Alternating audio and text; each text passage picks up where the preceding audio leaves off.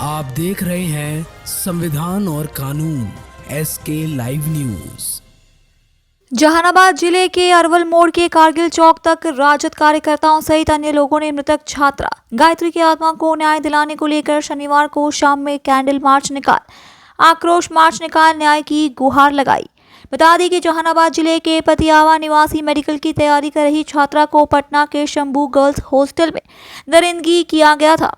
फलस्वरूप छात्रा वेदांता अस्पताल में 11 जनवरी को इलाज के क्रम में दम तोड़ दुनिया को अलविदा कर गई। पटना पुलिस उन दरिंदों या यूं कहे गर्ल्स हॉस्टल संचालक एवं प्रभात अस्पताल संचालक की मिली भगत से मामले को लीपापोती करने की प्रयास किया था, परंतु परिजनों द्वारा बेटी के साथ किया गया अमानवीय व्यवहार को लेकर पुरजोर विरोध किया। तब कहीं सरकार की नींद खुली और पोस्टमार्टम रिपोर्ट आने पर SIT का गठन करने का आदेश निर्गत किया। बेटी की आत्मा के न्याय को लेकर निकाली गई कैंडल मार्च पर स्थानीय विधायक राहुल कुमार ने पुलिस प्रशासन पर लीपापोती का आरोप लगाते हुए कहा कि आज एक बेटी के साथ हुए दुष्कर्म घटना से मौत पर हाथों में मोमबत्ती लेकर न्याय की मांग किया तथा दोषियों को अविलंब गिरफ्तारी एवं सजा की मांग की। उन्होंने सरकार पर गंभीर आरोप लगाते हुए कहा कि सरकार केवल खोखला वादा करती है। इस सरकार में कहीं बेटी सुरक्षित नहीं है। आए दिन बेटियों के साथ कहीं न कहीं अत्याचार किया जा रहा है।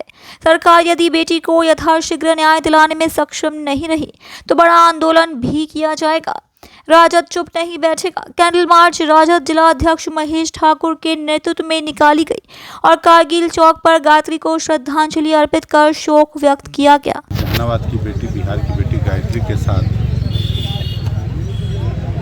जुनाचार करके उसका मर्डर कर दिया और सरकार जिस तरह संवेदनहीन होकर अपनी छवि को बचाने के लिए पुलिस पदाधिकारियों ने एक जांच को अलग डायरेक्शन में जाने की कोशिश की और उसके बाद जब उसका पोस्टमार्टम का रिपोर्ट आया तो जो खुलासे हुए हैं तो उसी के प्रतिरोध में हम लोगों ने एक शांतिपूर्ण तरीके से कैंडल मार्च का आयोजन राष्ट्रीय जनता दल के जिला इकाई जो यहाँ के अध्यक्ष हैं, जिला अध्यक्ष हैं, उनके अगुवाई में हुई और हम लोगों ने एक मैसेज देने का प्रयास किया है कि इस तरह की वारदात जहानाबाद की धरती पे, बिहार की धरती पे राष्ट्रीय जनता दल बर्दाश्त नहीं करेगा।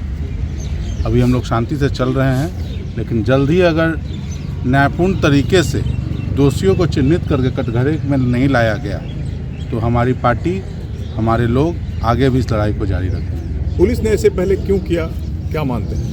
वो तो SSP बताएंगे कि उन्होंने इतनी जल्दीबाजी में क्यों की, लेकिन जो मुझे समझ आ रहा है वो सिर्फ और सिर्फ सरकार के खोखले दावे जिसमें वो कहते हैं कि महिलाएं और बच्चियां सुरक्षित हैं, उस दावे को और उस छवि को बचाने के लिए उन्होंने ये कार्य किया है और इस पूरे कार्य में कहीं ना कहीं सरकार के सफ़ेदपोश लोग संलिप्त हैं। अच्छा, एक बात और, CBI जांच की भी आप मांग करेंगे? जिस तरीके से पोस्टमार्टम रिपोर्ट पे SSP ने प्रश्न चिन्ह लगाते हुए एम्स को भेजा है तो हमें कहीं ना कहीं उनके कार्यशैली पे भी प्रश्न चिन्ह लग रहा है और हमें लगता है कि कोई भी ऐसी एजेंसी जिसमें इन सारे लोगों की संलिप्तता न हो उससे इसकी जांच हो तो शायद उस बच्ची को न्याय मिल सकेगा। राहुल जी, विरोध मार्च में इतना समय क्यों लग गया?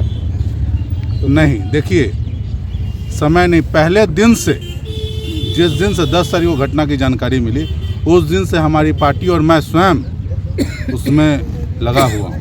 हम लोग का पहले ये प्रयोजन था कि जो साक्ष्य थे सही तरीके से, साइंटिफिक तरीके से उसको संलग्नित किया जाए और जब पोस्टमार्टम के रिपोर्ट में वो आ गया, जब हमारी दावे सच हुए, क्योंकि इस पोस्टमार्टम में सरकार के दावे के साथ हुआ तो हम लोग पूर्णतया चाहते थे कि निष्पक्ष रूप से सरकार अपना काम करे, लेकिन हमने जब देख लिया कि सरकार काम करने में विफल है, उनके लोग उनको बचाने में लगे हुए हैं, तो अब हम इसमें आ गए हैं। लेकिन डे 1 से राष्ट्रीय जनता दल इसमें आगे है। सरकार सुरक्षा, महिला सुरक्षा की बात कर रही है। जैसे जहानाबाद की एक घटना है वैसे ही कल गया में 4 बच्चियां गायब हो गई हैं। ऐसे कई घटनाएं हो रही हैं। क्या लग रहा है, पुलिस फेल है यहाँ पे? सरकार के पूरे दावे इसमें खोखले हैं। महिलाएं पूरे बिहार में कहीं भी सुरक्षित नहीं हैं और आपने जो गया की घटना के बारे में बताया, जहानाबाद में भी पहले घटना हो चुकी है। ये सारी घटनाएं उन दावों की पोल को पूरी तरीके से खोल के सामने सरकार को नंगा करती हैं। इस तरह का मामला सर हर बार आता है, तो इस पर ठोस कदम। खबरों के लेटेस्ट अपडेट के लिए इसी तरह हमारे साथ जुड़े रहें और इस वीडियो को ज्यादा से ज्यादा शेयर करें।